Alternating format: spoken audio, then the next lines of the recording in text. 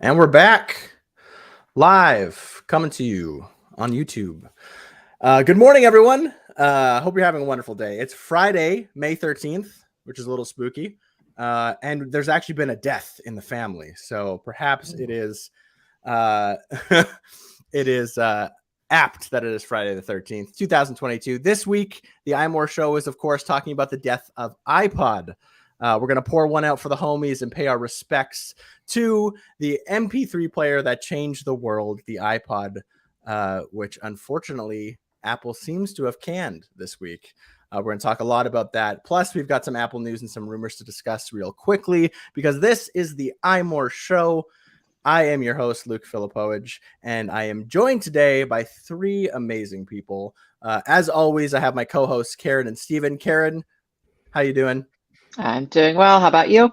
Not too bad. And Steven, how are you doing today? I'm fantastic. Thank you. Good to be back. And we're so happy to welcome back Renee Ritchie, the adept Apple analyst, to talk all about the death of iPod and various other things. How you doing, Renee? I remember the iPod back in the day. It's all we had. Kids are spoiled these days. Yeah, I had to download my music in the snow and the rain, uphill both ways. Firewire like an animal. Yeah. Remember LimeWire? Remember Shiraza? Remember Kazaa? Anybody? You too, iPods. Remember you too? So before we get into the iPod, an actually pretty, substantial rumor we're hearing come out is that apparently for the iPhone 15, so if you're keeping track, that isn't for the iPhone coming out this year, but the one potentially next year, could finally maybe see USB-C coming to the iPhone. Steven, what are we hearing about this right now? Well, I think actually that the iPhone 15 should get FireWire now that the iPod is gone. But 400, right? Not 800. Exactly. Yeah. Bring back that IP. Yeah. Bit of a bombshell kind of leak rumor this week from Wo-Ming Chi, who says, according to his latest surveys, the 2023 iPhone, so not this year, next year's iPhone, the iPhone 15, is apparently going to adopt USB-C instead of Lightning. Obviously, that would mean faster data transfer, better charging, possibly. He says the specs haven't been finalized, but obviously this is a pretty major departure on what we've been hearing. Well, certainly what Apple has done. I think we're going on 10 years of Lightning in the iPhone, and also on what we've been kind of hearing about what Apple will do. The EU are obviously planning to mandate some sort of USB-C charging standard across consumer electronic devices, but everybody said that it was a bit redundant because by the time it ever came into effect, Apple, the iPhone wouldn't have any ports anymore. So, we'd be charging wirelessly, connecting wirelessly, transferring data wirelessly, and we wouldn't have need for a USB-C cable or anything like that. So yeah, big turn up for the books this week. Obviously caused a bit of a stir, but I like it. I'm excited. I don't know. It's exciting. I gotta say, I'll believe it when I see it. I feel like we've heard it a couple times before, maybe not as seriously as maybe we're hearing it now, but it's kind of been floating around the rumor space for a while, and it just it seems like it's long past due where Apple maybe should have already put it on. At least if you're talking about in terms of what competitors have been doing, USB-C has been relatively standard for a few years now.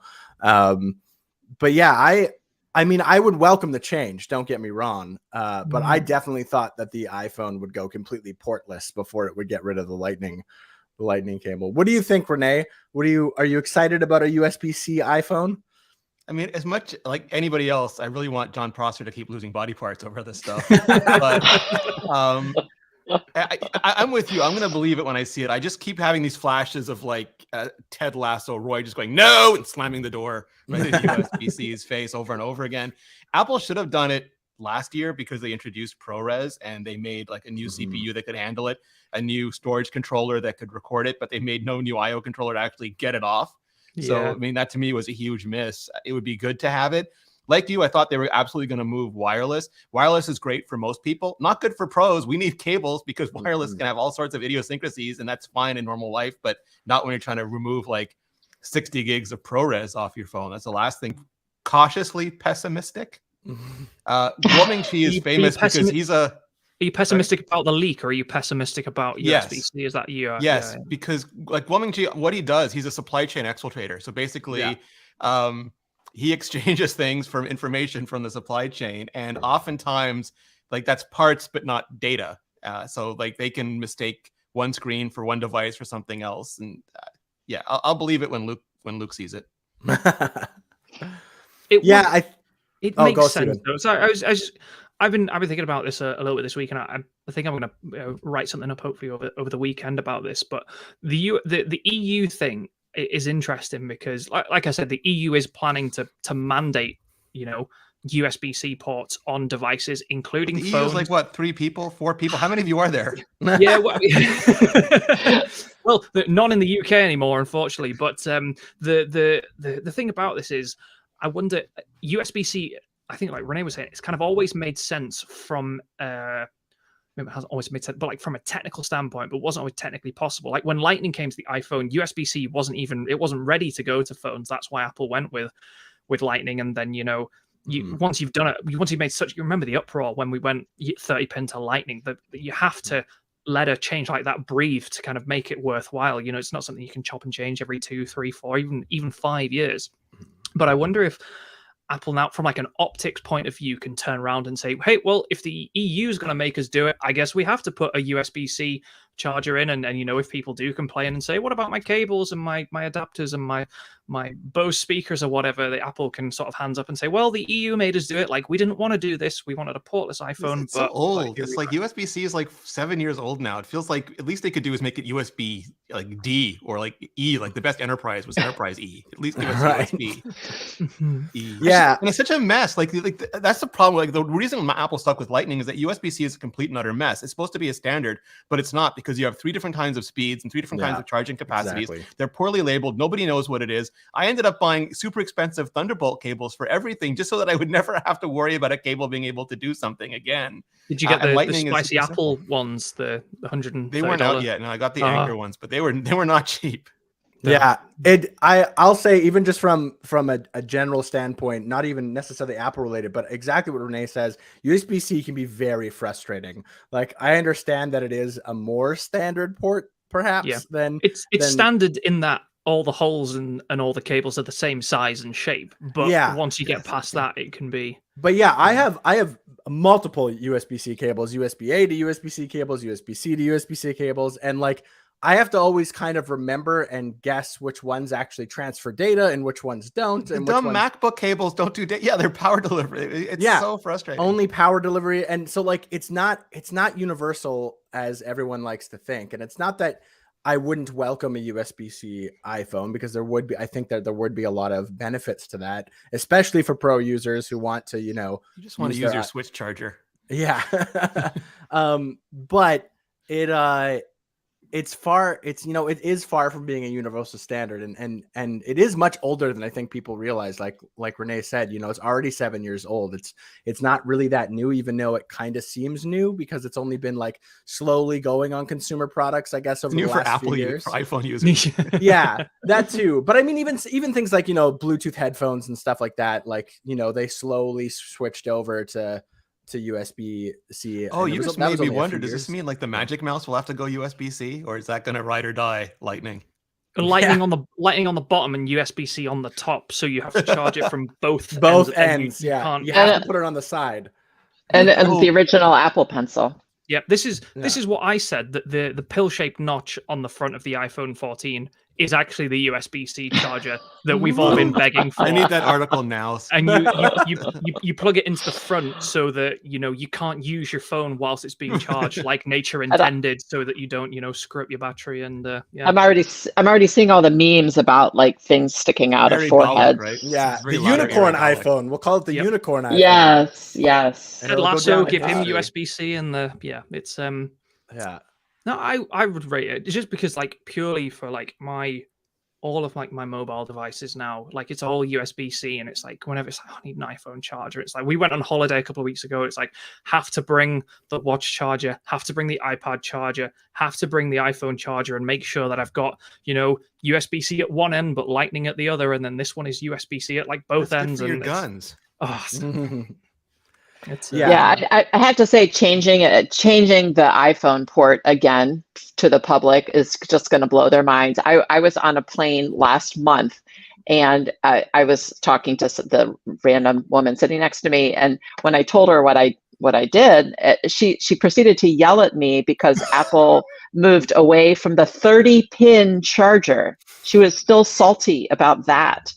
How many years ago did Apple get rid of the 30-pin? Sure, she wasn't salty about you using up all the USB ports in the row. Yeah, no, it was the 30. Apple... She didn't even have the words for it. She's like, that wider charger where you could like plug into the stereos in hotel rooms, and I'm like, what? Yeah. So, like when Apple did the switch, they made sure they had absolutely no spare cables or adapters available at launch. It took like 2 weeks for those to come out, and I think that's what caused a lot of the riots. Yeah. Karen, this goes back to what I'm saying. Like I said, it maybe has made USB-C has made sense for a lot of different reasons, but Apple, from a purely a PR perspective, has not done it, because like I said, it was uproar when we went to Lightning, and it will be uproar again. It's like Apple made us buy all those Lightning adapters and connectors and speakers, and now it's making us change. And with this, I don't know how much stock to put in the EU legislation, but it is at least it was a feasible explanation. Apple said, well, if they're going to mandate it, like we had to do it. Sorry, there's nothing we could do. This is why the EU shouldn't be allowed to mess with tech. Oh, by the way, did you know they want us to let you sideload on the App Store and like have third-party alternative payments? So it's yeah. I also wonder how much of the conversation is, Apple makes money off of, certifying official. It's so little money though. I mean, they would make more money selling Apple t-shirts. It's like Tim Cook sofa cushion money. Yeah, exactly. I think there is a common misconception that like they're making, absolute bank off of. It does give them total control though, which is something they really, really like. Exactly. Right. It's always been more about control than I think the monetary aspect. I don't think Apple's starving for cash. I think they could lose a revenue stream, or potentially 2 or 3 before they would start feeling a pinch. I don't know. If you look at the stock markets, I think everybody needs all the help they can get at the minute. So maybe it is Are you putting this podcast on pause so you can verify our numbers, Stephen? Is that what's happening right now?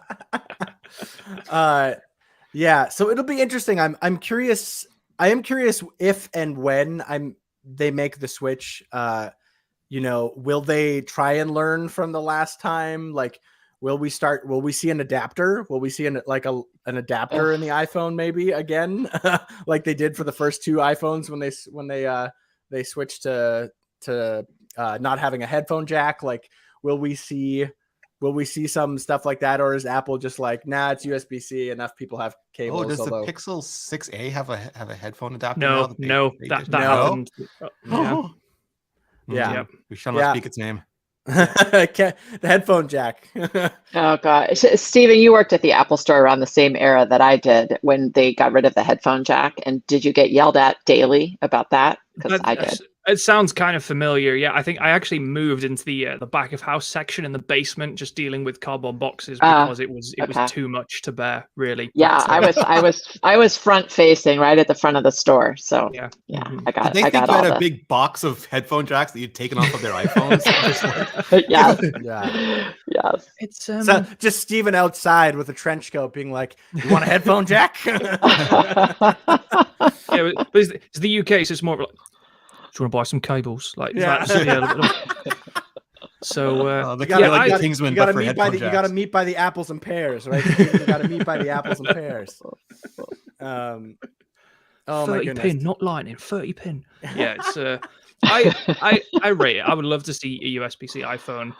It's curious to me that they're doing it this, like, Renee said, like last year would have made sense for the iPhone because that was the ProRes change, stuff like that.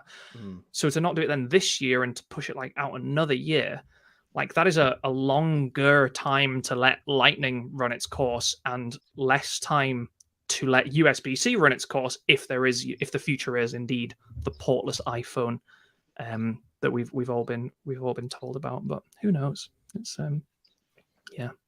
Not even a screen. Has nothing. There's no buttons. There's no screen. It's just a beautiful object that you admire. There's a parody video about that somewhere. It's like an Apple event parody where it's like, you'll complain about the battery life so much, so we just took the battery out and like you can only use the phone plugged in. Or the it's like my Canon camera, thanks. Or the thinner and lighter iPhone that eventually it just like disappears until one day you're being sold nothing because it's been whittled away to no existence. Now, one day it'll be like Total Recall, the horrible remake of Total Recall that happened in 2012, where like their hands are their phone. They just have like a microchip in their hands and like a little screen pops up on their hand, and then everyone walks around like this. I thought that was a really weird thing for a 2012 movie, which I recently rewatched. I don't know why. I like putting myself through torture, I guess. Go watch the original Total Recall if you're going to. By the way, it's great. But, it's really interesting. I think the most interesting thing about this is the USB thing on iPhone has for a long time just been lots of chatter, lots of criticism, lots of analysts and commenters like Renee saying, hey, this would be a good idea, but why not? Or this is the first time that an established inside an exfiltrator, like Renee said, someone with a track record of speaking about Apple things before they happen, has put their name to a leak like this. So this is definitely the most concrete, still not very concrete thing that we have seen so far about the USB-C iPhone. So if you wanted a reason to believe that there will be a USB-C iPhone next year, this is the best it's going to get. Digitimes puts a report behind a paywall that no one can verify, and then Mark Gurman makes an offhand comment in betwixt basketball references. Like, what is the progression of this rumor? John Prosser, surely there'll be a CAD rumor like a concept with Ian. That's what. Yeah, we'll there'll be a concept for sure. And then we'll see him limping, right? He'll be limping for a while. And but it is Renee. We joke, but Renee makes a good point. It is funny how these things start to snowball, and you will often see, who knows why, but you will often see once a rumor enters the Apple sphere that it will kind of start to gather moss from other sources. So I wouldn't be financial analysts will report on it based on the rumor, and someone will use the report of that rumor as corroboration for the rumor. Yeah. All right. That has definitely happened. Yes. Before moving on, let's tell you about one of our sponsors today. Are you tired of getting razor burn or cutting yourself when you're shaving? Then you should consider ditching that expensive cartridge razor and start shaving with a safety razor. And Henson shaving makes one of the best safety razors around. You can't make a good product unless you start at manufacturing. Henson manufactures their razor up here in Canada at an aerospace machine shop. The reason why they do that is because they believe that good quality needs to start at the source. What makes the Henson shaving razor so much better? Well, the big reason why safety razors can cut you as well is because the blade sticks out so much that it can actually irritation and cuts happen naturally. But the less the blade sticks out, the better it is for your skin. So roughly 27 microns. That's it. It's like a minuscule amount is how much this blade comes out. And because of that, the blade doesn't flex and it doesn't lead to irritations and cuts. It can easily remove hair and it rinses clean under the tap, so you don't have to have a blade that gets blocked. And the best thing about safety razors is that they're so cheap because the blades are only 10 cents each. Stop shaving with cartridge razors and spending a fortune, and head on over to hensonshaving.com to get your razor today. That's hensonshaving.com for your razor. Thank you, Henson Shaving, for sponsoring the iMore show. All right, moving on. Let's talk about something that definitely had a headphone jack at the beginning of the week, but now doesn't exist at all. The iPod. The iPod has seemingly come to its demise. It's potentially long-awaited demise, but Apple putting out a PR release early this week that basically said music has changed. Apple Music is great. The iPod will be around until it's gone, and that's it. It was a strange press release. That was, the music Apple lives on, Stephen. I know, yeah. But Apple has killed things before, and it has come forth and said, yes, we are discontinuing the iMac Pro or something like that. But yeah, this was, like Renee says, that the music lives on. A very, kind of nostalgic blog post. I think it made a really good point, which is that Apple through its entire iPod, really put Apple on the small consumer device map.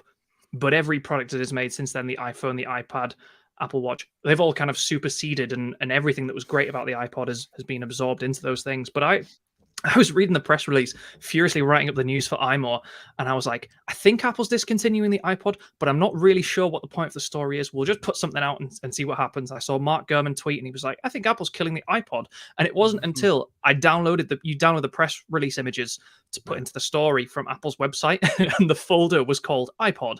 End of life. And I was like, oh, okay, cool. This is the end. So glad they made it clear. Yeah. So while stocks last, they did not last very long. I think within 24 hours, most of the configurations have been bought by Renee, and they are now all gone from Renee. He actually has them. Yeah. How many did you buy, Renee? So I actually didn't buy. I bought these a while ago for my godkids, like a couple of years ago, and then they quickly outgrown them, so we ended up getting them iPhones instead. And these just never got open. It's quite the upgrade. That is like that lamp outside IKEA, and the guy's like, "You're crying for those iPods, but don't. iPhone's much more useful. It has no feelings." That's literally the epitome of what has happened here, isn't it? It's like the iPod has been superseded, isn't it? It no longer has a place or a purpose. Superseded even. Remember there was a button, there was an iPod button on the original iPhone. They changed the name to Music later, but it was originally called iPod. And with that one move, they turned the entire device into a feature. Yeah. Wow. Yeah, it's crazy. It's been around for over 20 years. The very first one launched October 23rd, 2001. Yep. And Renee, you'd probably know better than me because you've been doing this a lot longer than me. Do you remember if it came out? Was it only in the States? The very first one, was it only a US release? Because the very first one, if you remember the design, when you think of a classic iPod, you might think of like the wheel and the silver screen or whatever. But the very first one had a wheel, but actually did have buttons. It did have physical buttons around it. It was a mechanical. And I don't ever remember seeing that in Canada, but that just could be because I was 11 years old when it came out. It was, honestly, it was probably because it was Mac only that there were so few. Right. Yeah, probably. That's probably what it was. It just took a while for the iPod to really explode. But the funnest thing, like one of my funnest memories is watching Steve Jobs announce Windows compatibility for the iPod because he didn't want to do it. Eddie and Phil had to force him to do it. He said, "Fine, we'll do it, but if you're wrong, it's your ass." And then he got up on stage and he's like, "We're making it for Windows, and because Windows sucks, we don't even have one cable. You got to use this double USB thing to actually charge it." Like it was like angry Steve presenting something was one of the funniest memories I have. That's so funny. And there were so many, as I was going through the list and like reminiscing and seeing all the different iPods that have come out, there were so many more than I even remember. Like 27 different individual models over the course of its lifespan. I've become like very quickly obsessed with the iPod this week. Now it's like on the way out because which was your first? Shamefully, I never had an iPod because I did not like. I just sort of my first Apple product was an iPhone, so like I had no. Were you even bored when the iPhone was announced? Well, when the iPhone was announced, sure, yeah, 2000. I was 12 in 2007. How dare you? It's I never had an iPod. I remember the funny.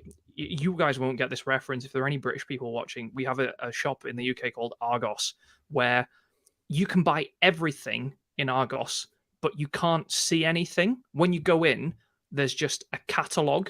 It's like this laminated book of dreams, and you buy whatever. But you could also get like a consumer version of the catalog and take it home. And it was like a Shakespeare volume, like this kind of thick. And you could go and you could read it. And I remember seeing like the earliest iPods. It was a great toilet reading the Argos catalog. So I remember like being on the toilet, like reading about like the different iPods that Apple was putting out and stuff. But I never got to own one because, like I said, the first time the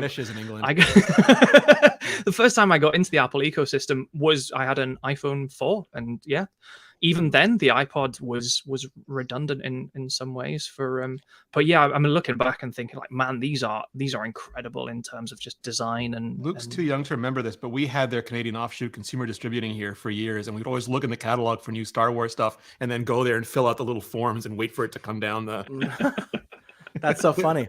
Do you have the tiny, like a tiny pencil, like in a? Yes. Yes, exactly. Yes. Yes, it's a similar sort of like a golf pencil. Yeah. I guess. Interesting. Like Oh, Cosmo yeah. obliterated them.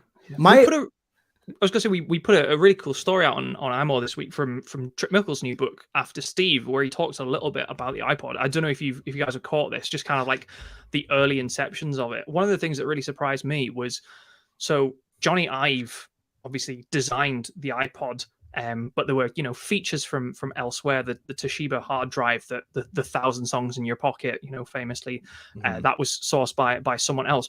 Phil Schiller thought of the click wheel, which is like its most iconic design element, and it didn't even come from Johnny, which I thought was really surprising. Arguing on Twitter about it with Tony. Yeah, literally Amazing. just this week, Tony said like, oh, Phil brought a Bose remote to, was it Bose? No, sorry, it was a. I forget the brand. It was a phone. No, it wasn't a razor. Yeah, he brought it to the meeting and it had a click wheel on it. And yeah, Phil's this week is like, no, I thought of the wheel and I just brought the remote to like show that this was the best example of it. So yeah, Johnny's the click wheel certainly wasn't Johnny's design. And then everything else Johnny put into it, the white front, the stainless steel, the logo on the back, the white headphones, everybody hated. And it was only because Johnny convinced Steve that they actually got the iPod out kind of in that like first design, and obviously it's pretty iconic. I mean, he made them find a white, not the green, screen crystal technology because he could not, his retinas, his eyes could not stand the slight green tinge on the original. Yeah. I think they also created a completely new white called Moon Grey, strangely enough, but they developed that in-house at Apple. Bang & Olufsen, a DECT, DECT cordless phone. That was purportedly the inspiration for the click wheel. The scroll wheel. Interesting. I think my favorite. So I like iPods were quite expensive compared to other MP3 players. So my first like 2 or 3 MP3 players I had when I was younger were just MP3, like generic, various Sonys or Samsungs or whatever. But I remember that iPod became so synonymous with the word MP3 player that I remember I was at a camp with like a church camp at one like evening or something. I was hanging out with people, and I had like, I pulled out of my little like Samsung, whatever I had at the time, generic MP3 player, and like I had legitimately had one of the kids who was a bit from a wealthier family than I was like, what is that? And I was like, it's my MP3 player. And he was like, what? No, it's not. And I was like, yes. And he's like, but that doesn't look like an MP3 player. And I was like, what do you mean? Manitoba hazing. What do you mean? And then he pulls out his at the time he pulled out his iPod and he was like, this is an MP3 player. I was like, well, that's a MP3 player. That's an iPod.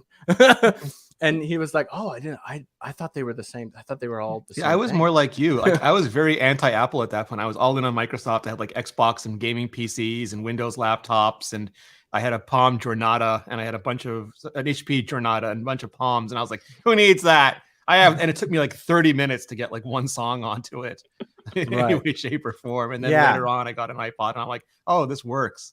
Yeah. And I mean, and the thing, don't get me wrong, I wanted an iPod. Like those commercials, literally, I remember them. I still remember like I think the Silhouette, the very first Silhouette commercial, I believe, I could be wrong, but I believe it used the song Feel Good Inc., which is a great song from the Gorillaz. No, am I wrong? It was the Jets. Are you gonna be my girl? That was the very first one. 2003. Okay. Also, not Apple's idea. Funnily enough, that was a Apple's ad agency. Yes. Whose name I can't remember off the top of my head. Try it. Yeah. Yeah, they were like, oh, it's white. That's cool. That's the thing. And one of the most successful ad campaigns of that time, I think. It really like launched the iPods like into the collective the U2 ads and the Coldplay ad. And the Eminem one was pretty iconic too. With Lose one Yourself. of Apple and U2's more successful collaborations. Yes, they even had like a specific YouTube iPod that had like the signatures signed on the back by the band and stuff like. There are some incredible. We'll maybe get to them later in the show. There are some incredible like special edition iPods and stuff that were going around. But yeah, the first. It's funny you said that, Luke, about the first design, because it's a click wheel, but obviously it had the center button, which was, kind of all the way through. But yeah, the first and the second generation all had buttons kind of round the outside, I guess, for like, plays and pause and skips and that. The third generation, which came out in 2003, was actually, I think, the strangest looking one, because it had the click wheel, but then it had the 4 circular buttons across the top between the screen and the wheel. And then it wasn't until the fourth one that they integrated them into the into the click wheel themselves. I think they actually did that with the iPod Mini first. Yeah, 2004 iPod Mini. That was the first one with a proper click wheel. It didn't have any separate or extra buttons. So yeah, the one that Steven's talking about, the third generation with the 4 buttons at top on top of the wheel. That was the very first one that I ever like interacted with. It was a friend of mine, and I remember in the middle of winter, it like wouldn't work. It was like too cold in Winnipeg winter for like the iPod to work. And I remember we would joke around about like, stupid thing designed in California can't work in the cold. So and you're like, not joking, because like Winnipeg, people don't understand. Winnipeg winter is -50. Like you go outside and the liquid in your brain starts to freeze, and liquid crystal and displays stop working. Yeah. So does lithium-ion batteries. Yeah, I remember like he would just leave it in his backpack or his pocket or whatever, and he'd be like, "Yeah, I can't really use it in the winter. It has to like warm up and stuff because it just like won't start because the battery was like too exposed." You have to keep it next to your skin, Luke. Yeah, only take it out very briefly to shuffle songs. Yeah. Yeah, so I thought that was fun. They got better over time. I mean, no tech works really great in the -30s that we can get here. That was just global warming. Now you only get -50 once a year instead of But I always thought that was really funny. I remember we made jokes about it here in my city, just because like they wouldn't really work very well in the winter, especially if we were outside, which was kind of funny, especially since our winter can last 6 months. So if you were an early adopter of the iPod up here, you definitely had a few struggles, a few pain points you had to deal with. But that being said, I also remember iPod started getting like much bigger storage way before a lot of other MP3 players seemed to.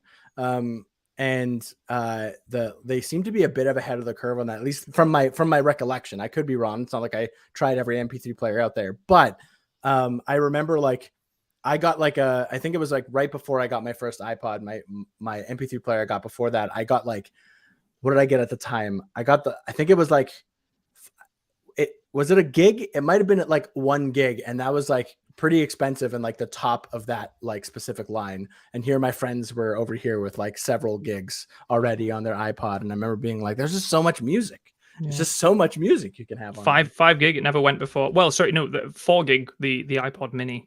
And then the very first Nano was 1 gig. But yeah, you're right in terms of increment stuff. I want to hear Karen's story about the iPod. Karen told us she had a story about the iPod that she wants to tell us. Yeah, so it was about the iPod Touch, and it's from maybe like around 2008, 2009, somewhere in there. So my 2 younger kids, who at the time were roughly 8 and 11, decided to pool their allowance money that they had saved up and buy an iPod Touch to share. And all my friends told me that will never work. They will be constantly fighting over it. So I made them write up like a contract that described exactly how they were going to share it and do so without fighting. And they did it. They were very successful at it. And then we went to on vacation, a family vacation in Puerto Rico, and one of the kids left it in the rental car. And I was like, oh, well, that's it. It's gone forever. So they decided to buy another one. And then lo and behold, somebody found it in the rental car and mailed it back to us. So in the end, they ended up each getting their own. Oh, wow. That's crazy. Yeah. It's a whole that's before the days of Find My iPod. That was just. Oh, yeah. It was just sheer luck. I to this day, I don't know how it happened. That was just good people being good people, which is kind of nice. Being good people. Exactly. But it was just like this whole emotional when you were still roller coaster. Were they still super popular? No. They were not. It was basically people buying them for their 2-year-olds. It was exactly someone who didn't know better went in and got an iPod for their godchildren or whatever, and should have bought an iPhone just like you. So no, it was really strange.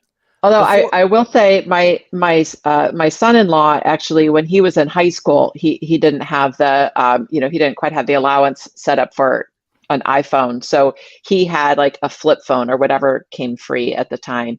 And he had an iPod Touch that he would use for texting and messaging. It's like that was his internet access that Yeah. he could I keep had in one his because there was pocket. no iPhone in Canada the first year. We started with the iPhone 3G, so I had to get an iPod Touch that first year, like an animal.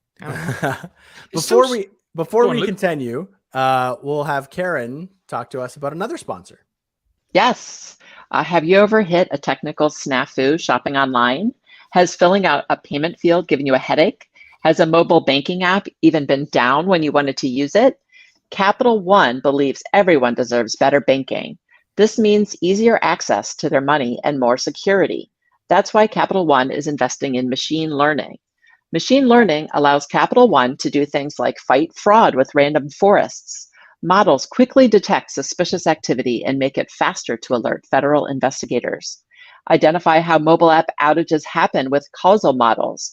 Keeping our mobile app up and running doesn't happen by accident.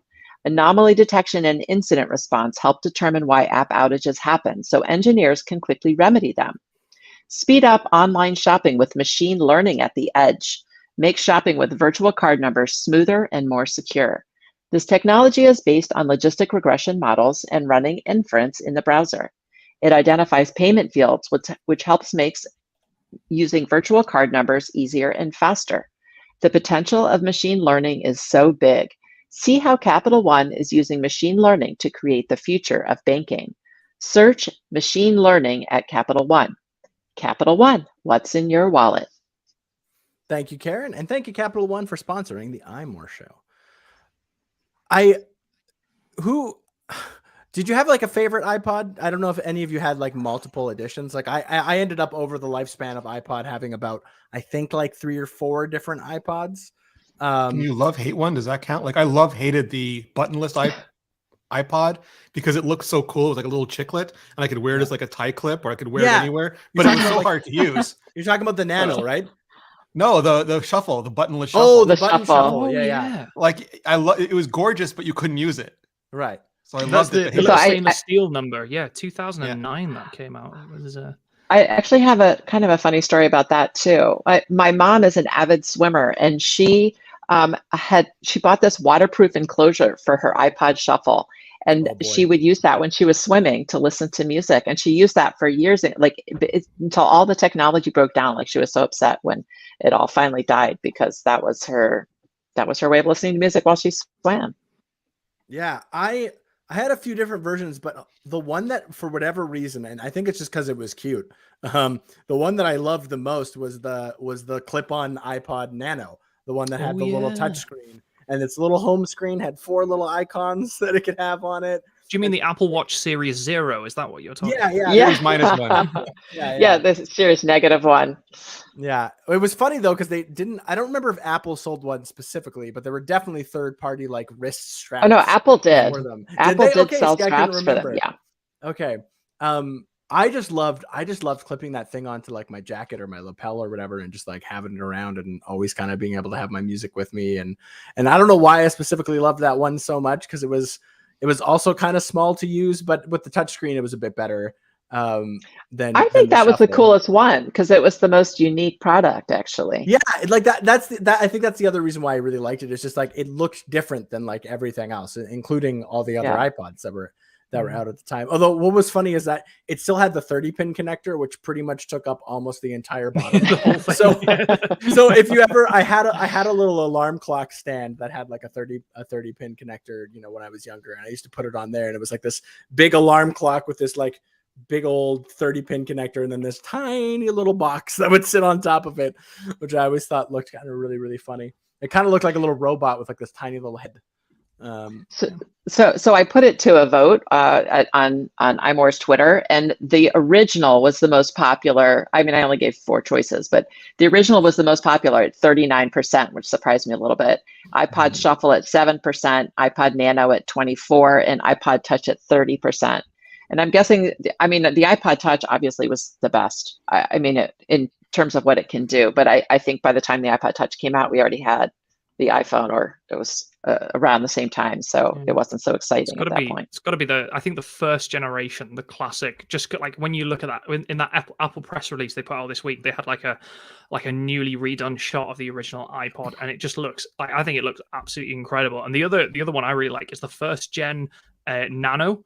Because that's the one. Do you remember in the keynote, like Steve Jobs was like, "Oh, like this pocket's for your iPhone," but nobody knows what this pocket's for until now. And he pulled the Nano out of the thing, and the crowd went absolutely bananas. And like that, the white front on that, I just think the white like plastic fronts on they just look, well, I said the molded fronts. I think they look better than the metal ones that went out. So those two kind of first generation ones for me, I think have to be the best. Karen, it's funny you say about the iPod. Like when we worked at Apple, we didn't really sell many and stuff. Interesting, just poking around on Wikipedia. Apparently, iPod sales peaked in 2008, which is like, when you think about it, it's really, really, peaked in 2008, and then it was just like continuous.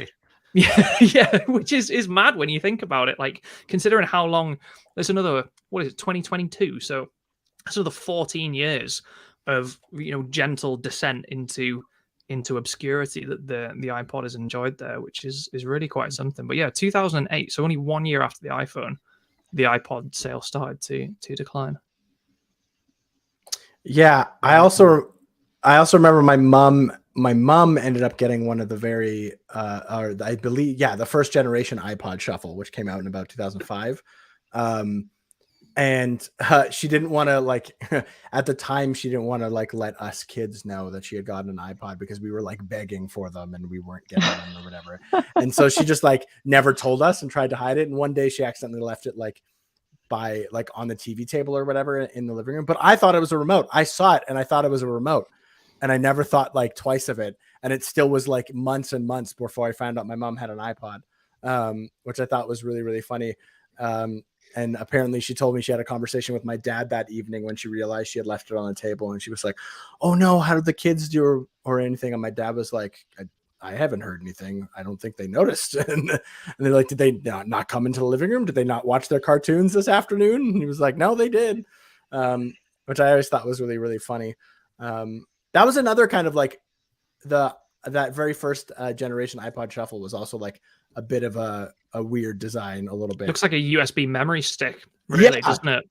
Yeah, and it had the like the little like that big sort of square button on the back that you would change from like shuffle or not shuffle. That was the smallest. I misspoke earlier. I said that 1 gig was like the lowest rate storage you get for the iPod, but the first gen Shuffle came in 512 megabytes as well, which is like what, 25 songs in your pocket, maybe.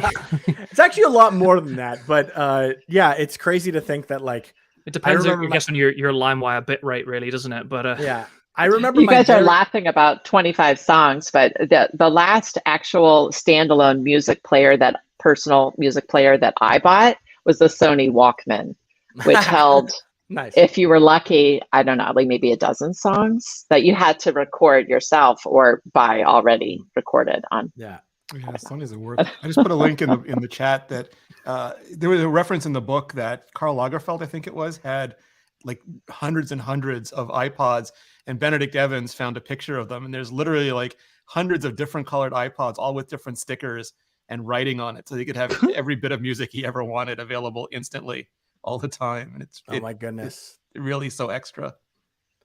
Yeah, that's crazy. Like, I know this is what Steven's like Cleveland Browns sweater collection looks like, but I've never seen it. labeled for the record of every season, right? And yeah, and the one that's like where they went 0-16 is like specially framed. I'm assuming. I wondered if you would bring that up, Luke. Thank you. But you weren't really a fan until that like season, like right? Pokemon. Zero is rarer than 60. Like, you know, it's harder to find. I bought the dip on the Cleveland Browns. Absolutely, it's Are you putting it on pause so that you can reassess their numbers? Yeah, quite possibly. Yeah, it's no. There's the whole. I think that whole iPod, like I said, 27 different iPods, like across the range, like the evolution across all of the different iterations and stuff, I think is absolutely fantastic. I was, just that first generation for me with the click wheel, even though the mechanical click wheel is the winner for me. It has to be. Renee, did you have a favorite? Well, I love that chiclet one. I think the iPod Touch though, because it was just so used. I have big love. Like I love the classic. I love bits of all of them. They're just each was so iconic in their time. I can't pick a favorite. I love all my kids equally. Yeah, I think like just like Karen tells her kids. Yeah. Yeah, I think it's just I guess it's been in a lot of ways the iPod's kind of been dead for years, as Steven just told us, like, 2008 was their peak sales, right? That's so long ago. Mhm. In a lot of ways it's been declining since then, but it's like I don't know if I guess I knew it was coming, but it still kind of shocked me to hear at the beginning of this week that like the iPod is kind of like officially being put out to pasture. Can you imagine that decision? Because like for the last few years, Apple's had these meetings where they're like, what do we do with the iPod Touch? And their response has been, well, there are people who still love it. So we'll just update the processor. And those people who love it will get a couple more years of love out of it. They'll be able to buy a new version and keep it. And this year is just like looking at Tim Cook's pivot table and going, nah, fam, single digit, can't do it. Do you think he just had a big red? Like they must have known. He's just had a big red button on his desk. It was like kill the iPod. And he's just looking at that every day since like 2015. I think it's probably a right? Jaws decision at this point. And it's so funny because he was the iPod. Like he was. I think obviously he's been at Apple for a long time, but I think that was the first big product of his. And I think you can read that in his comments in the newsroom article, like just the love and how much of Apple, like the iPod, took of his life. Yeah, it's amazing. Oh, it was such a big part of like the culture, like the pop culture at the time, and it really did put Apple on the map for small consumer electronic products, and in a lot of ways, I think Apple owes a lot of success to the success of a lot of its success. The iPhone owes it, yeah, definitely. All right, it sort of evolved into the iPhone. Yeah. And we'll talk about that in just a quick second. But first, we're going to hear from our last sponsor of the day. Steven, take it away. Thank you, Luke. Today's iMore Show is brought to you by Alto. Do you have an account with Coinbase, or are you thinking of opening one? Do you own any Bitcoin, Ethereum, Cardano, or the cryptocurrency? It's been a tough week if you do. Cryptocurrency may represent the future of money. It's one of the most exciting investment opportunities to come around for some time. But what about taxes? When you do anything in life, there's one way to do it, and then maybe there's a smarter way to do it. You might already be investing in cryptocurrency, but did you know you can trade Bitcoin, Ethereum, and over 80 other cryptocurrencies in a tax-advantaged IRA? With an Alto crypto IRA, you can trade crypto like Bitcoin and avoid or defer taxes. You can get into investing in crypto and do it in a tax-advantaged retirement account. Alto's crypto IRA is the easy way to get into crypto into an IRA. You can trade all you want without the tax headaches, create an account in just a few minutes, and invest with as little as $10. It also has industry-leading security and multiple ways to fund your account. Ready to take your investments to the next level? Diversify like the pros and trade without tax headaches. Open an Alto crypto IRA with as little as $10. Just go to altoira.com/iMore. That's ALTOIRA.com/iMore. Start investing in cryptocurrency today. Go to altoira.com/iMore. Thank you, Steven, and thank you, Alto, for sponsoring the show. Get that cryptocurrency if you need it. Yeah, I guess it's cheap. Well, it's cheap. We just talked. We just alluded right before the break there that the iPhone owes a lot of success to the iPod, and as Renee mentioned, up here in Canada, we didn't have the first iPhone. We didn't actually jump on, and we didn't get it until the second generation, or the 3GS or the 3G they called it. The 3G, the 3G, and I remember like I had one of the last iPod I actually owned was like I think the first, maybe second generation iPod Touch, and I remember thinking the same thing. I like couldn't afford an iPhone or couldn't get an iPhone at the time, and I was like, this is it's sort of like it. It's not really a phone. iPhone-ish. Yeah, it's not a phone, but at least it's I can flex. I can pull it out and flex a little iPhone bit Junior. if I want to. And I did. It was like my main. I remember I had my little flip phone in my other pocket, and then my iPod in my other pocket, and it was a big way of life back then. It was like walking around with two devices, but now we have one device for everything that we could possibly need. And I'm fully in on streaming. I don't know about all of you, but I'm fully in on streaming. Like I don't download music anymore. I'll buy records, like actual physical records of bands I really like, because I want to try and support them. And I go to shows when I can, although obviously recently not so much, but I still do that. But like I am completely, when it comes to digital music, I am like completely streaming based. Is anyone else still out there downloading music like from iTunes or anywhere? Or Honestly, Like an no. animal, you can say it. Yeah. No. like an animal, as Renee would say? Because I buy the know. I buy the occasional movie, right, like because right. I still have like a little bit of nostalgia about like owning some of the content that I watch. So if there's if there's a really good movie that I like, or because I have some Blu-rays which I'd like to hang on to and stuff, but I only ever buy them if they're like £1 in like the local electronics like He means exchange money, or not whatever. weight. Yeah. Like, that's a heavy disc. I buy them on iTunes because I want the extras. I like the extras sometimes better than the movies, and that's one of the only ways to get all the extras still is to buy them.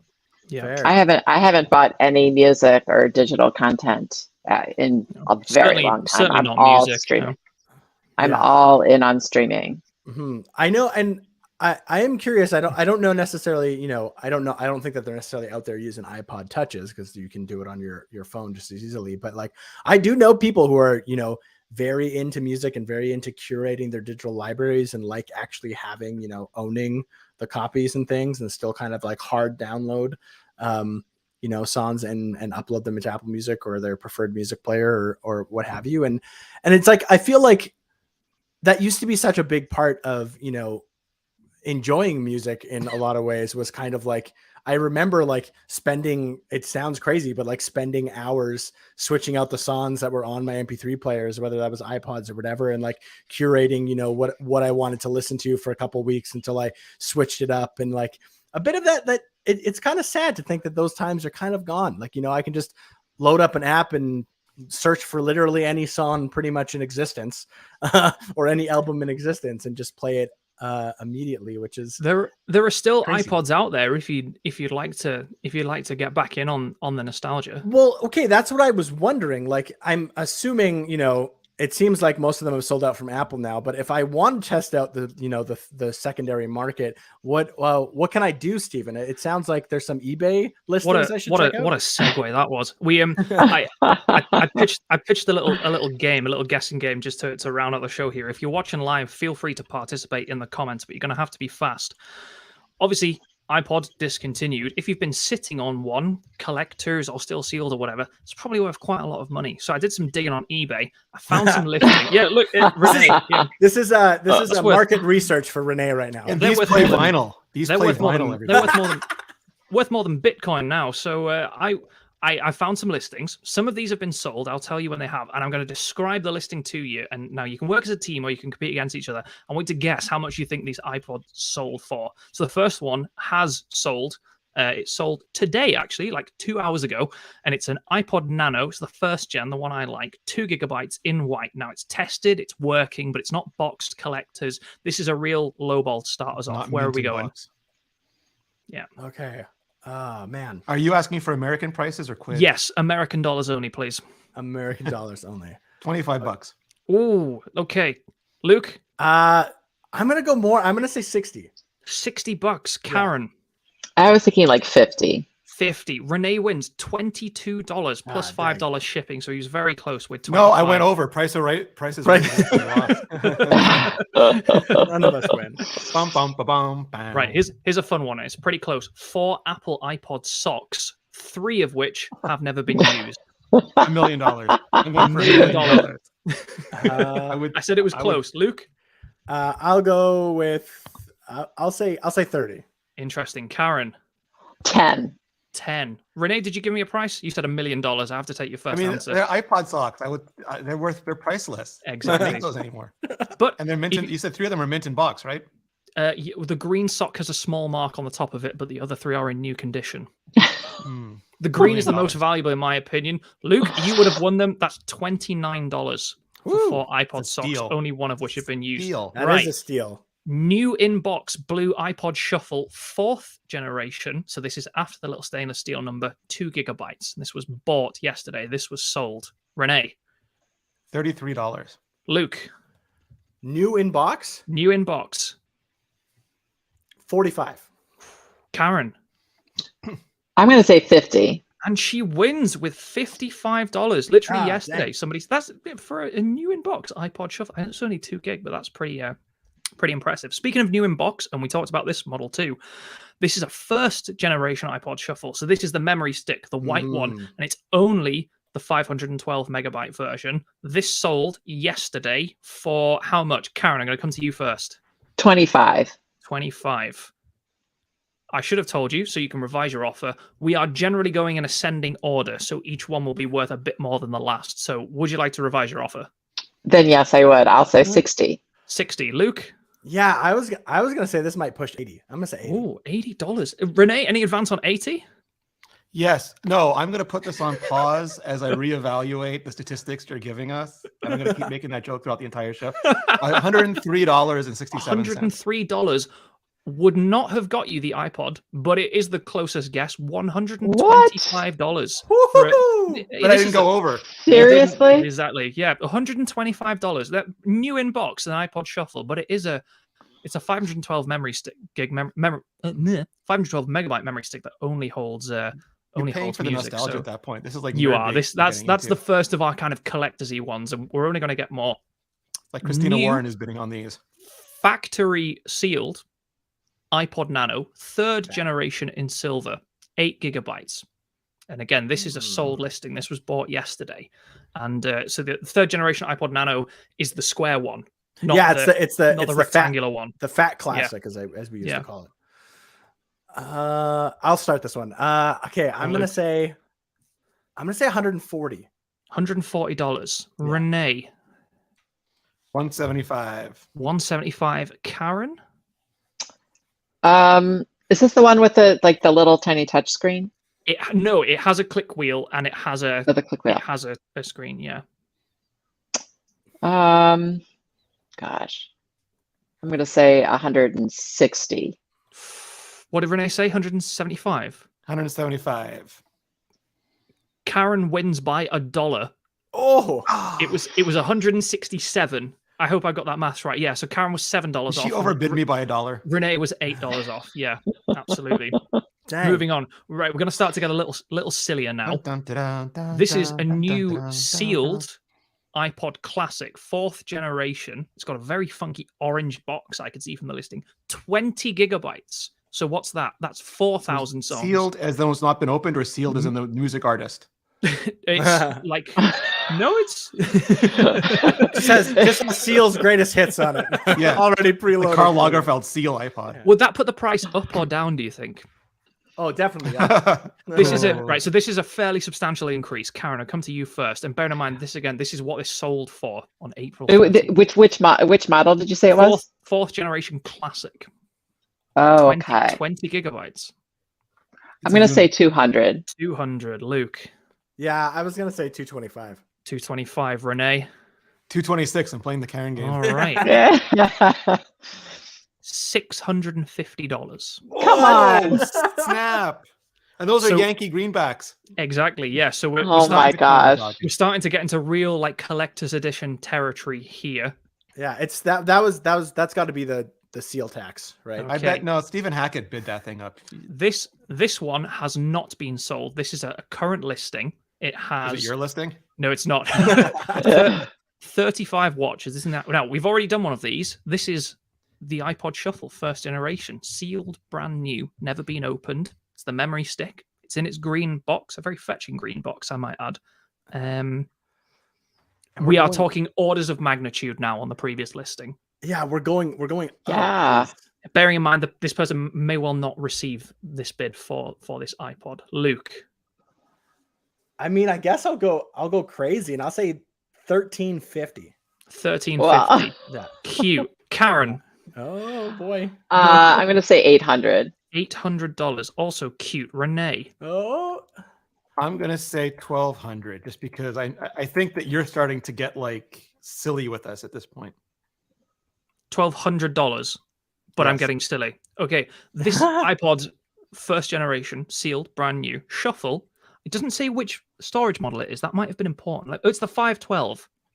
Okay. $6,000 is currently Come listed on. on Oh eBay. my goodness. Now that might sound ridiculous, and as I said, that hasn't been sold.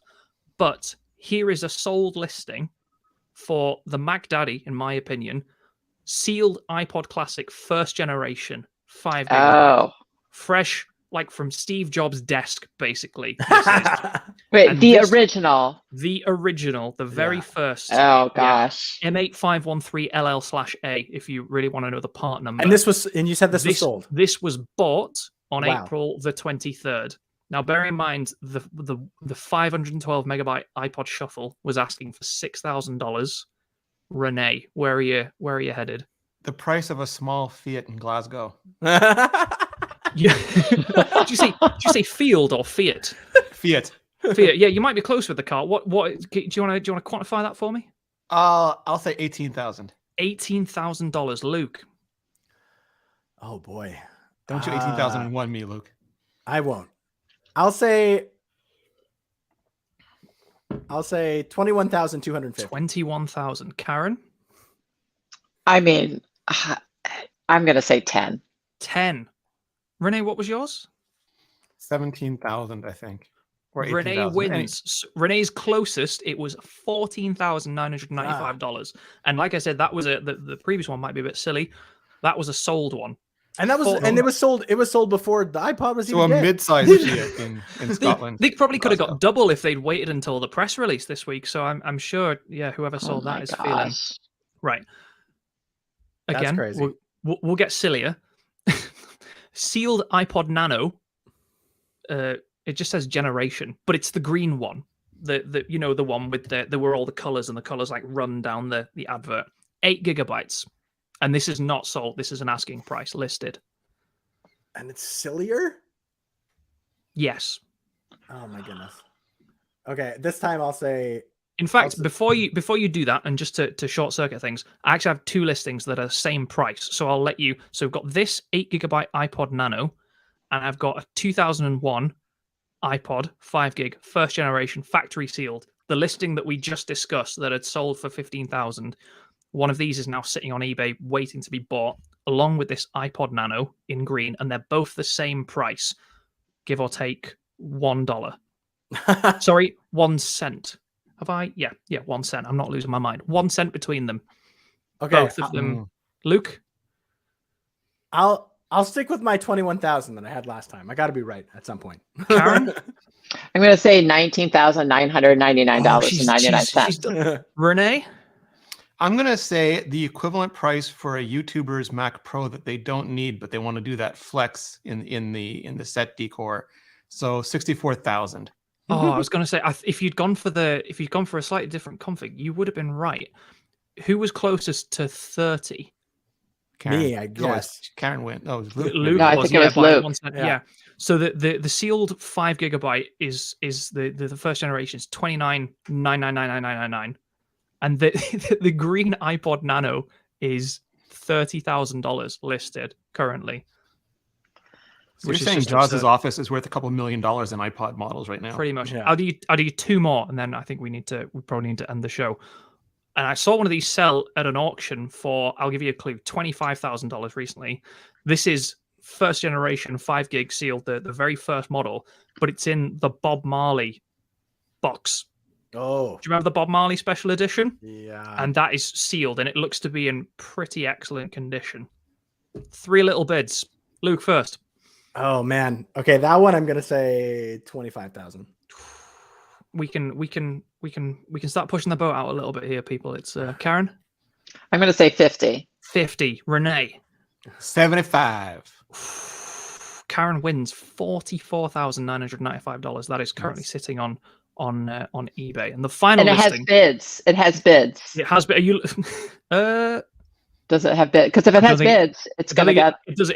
That's a buy it now. So still time if you're listening and you want to spend £45,000 on a dollars on a. Is it buy it now only? Like if Yes, there's you no can bidding? make Okay. some of them have make offers, including this final one, which is where we'll finish. This is the aforementioned Bob Marley iPod Mhm. plus who's that? Jimi Hendrix plus Billie Holiday iPods. So 3 original first generation classics.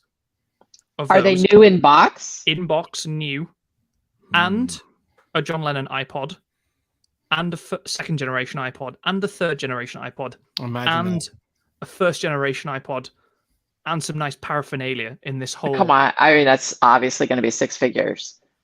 Interesting. That's crazy. So, Karen, what are you saying? 6 figures on the nose? I mean, I'll say $100,000. $100,000, Luke. Yeah, I'll shoot for the sky. I'll say 200,000. 200. Renee. 200,000. This is your listing, so don't let anyone. 200,001. 200,001. Yeah. Well, Karen was bang on with $100,000. Ah, there you go. Karen would win iPod Prices Right, so we got to get her on. Yeah, I do a lot of shopping. there you go. I'm a shopping expert. Not for extremely rare iPods, I assume. So there you go. If you have an old iPod and it's still in a box, it might be worth a fortune. So maybe poke around on eBay and see if you want to sell it. Yeah. I think that's the takeaway here. If you have any old iPod new in box, even if it's not new in box, take a crack at eBay, man. I was gonna say, Renee, that's our market research for you today. So you got a big. And if you do have one, come find me on Twitter because I will buy it off you, but not for $100,000. I just want Stephen and Karen to start a iPod flipping channel. Where they keep making more and more money by flipping mint in box iPods. You'll have to have Gary V on to tell you how you can flip anything now. No, he would just take your iPod and tell you how amazed he is at your skills. That's not a good strategy. He would just take your iPod. Yeah. That's true. All right, that is our show today. Thank you so much for everyone who is listening after the fact. If you've joined us live, we always love to hear your comments. Let us know. You can reach out to us at iMore on Twitter. Let us know what you think about the iPod dying or anything else at all. You can also reach us on iMoregram on Instagram. We always put out cool stories, fun polls for you guys to take a listen to and interact with, which we'd love to see from you. Thank you, Karen and Stephen, for joining me as you always do. And big shout out and big thank you to our guest, Renee Ritchie. Renee, where can people find you? Where can they find you doing all the great stuff you do? I'm either incredibly boring or incredibly consistent, depending on how you want to look at it. But I'm just like youtube.com/Renee Ritchie, twitter.com/Renee Ritchie. Yeah, totally. And make sure you check out Renee's videos if you haven't. Great insight into the industry and into Apple's decisions. As always, I love your videos, and I suggest everybody should go watch them for sure. We need to add an emergency appendage to the show. Is it appendage? Is that the word? Appendix? To say that Mark Gurman is now reporting, literally 1 minute ago, that Apple is indeed planning to switch to USB-C from Lightning for the iPhone, testing future models with the connector, as well as an adapter for old accessories. Move would better unify Apple device charging and meet incoming European mandate. Interesting. Wow. Okay. So and that's the show. Yeah, there you go. I guess we'll have more to talk about next Apple week. Watch and we'll all be millionaires. I told you they were going to do an adapter. You can't escape dongles. More dongles. Wonderful. So we said this would happen. I didn't think it would happen during the course of the show as we recorded. All right. Well, we have a lot more to talk about. Article. We have a lot more to talk about come next week. That's our show, everybody. Thank you so much, and we'll see you around. Goodbye. Bye. Wow, Luke went fast. Yeah, probably not on purpose. I've taken a huge L. I think I forgot to press record on my thing. I literally